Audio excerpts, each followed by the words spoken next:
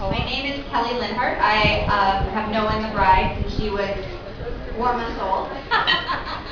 That had little to do with Jocelyn's personality or temperament for the first 3.9 months of her life, and more with my relative youth. So,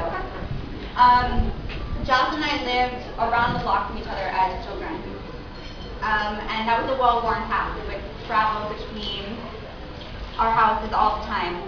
When we were about 10 or 11, we convinced the neighbor house on the backyard of my own to build a gate to make the journey a little bit shorter. So wherever you are, Lola, thank you very much. Before you, we have a husband and wife of the highest caliber of intellect, kindness, valor, and costume design skills. But just to give a little context for everyone here, these skills were present from a very young age.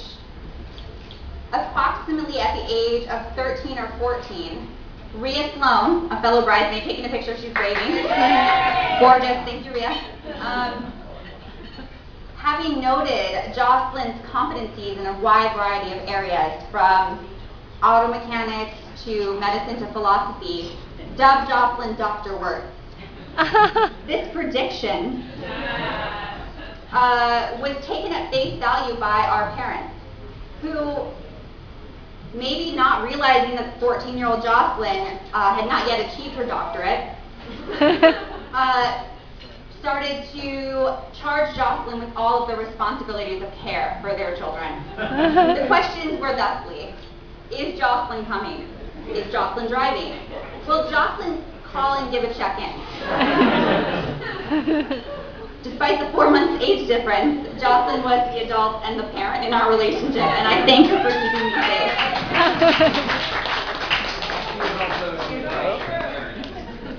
And we just move forward with that. It continues. So, hold on 1 second.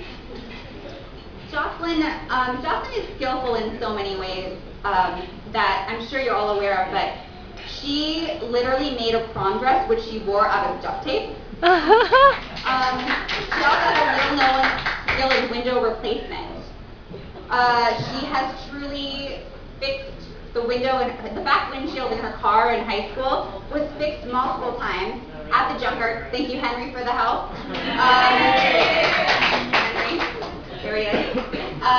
Also, Jocelyn at one point repaired a window in my parents' basement with plexiglass and blues glued play. True story. Thank you, Jocelyn, for that. It was not until my freshman year of college that my parents tried to explore why the basement was drafty. But I truly believe the reason that Jocelyn is a doctor today came from a semi-nefarious plan on my part, which was when Jocelyn was in the Peace Corps in Morocco, a very low stimulation environment, I decided to send her the 2 first seasons of Grey's Anatomy. I had consumed, but in the States, Jocelyn would have been 100% immune to the somber romance of Dr. Meredith Grey. But somehow, against the backdrop of the Sahara, Jocelyn envisioned a romantic residency, which we know will happen for her. Thank you, Meredith Grey. Thank you, me. But what I'd really like to talk about today is Jocelyn in another low stimulation environment, which was the prairie of Iowa City, Iowa.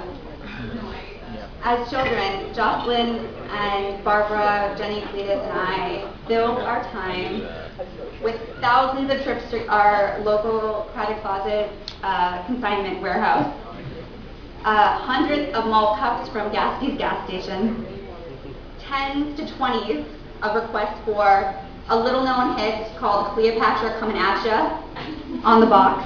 Never really broke the top 100, but it was one of our favorites. And at least one epic journey chauffeured by Henry to an international pyrotechnic convention in the Amana Colonies. Check it out for those of you who don't know about the Amana Colonies. Awesome.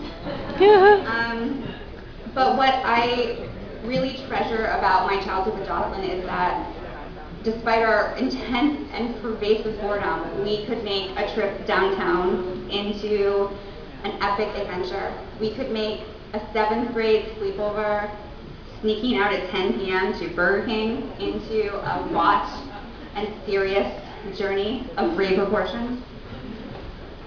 And Jocelyn's skillfulness and bravery and responsibility and kindness has extended through the years.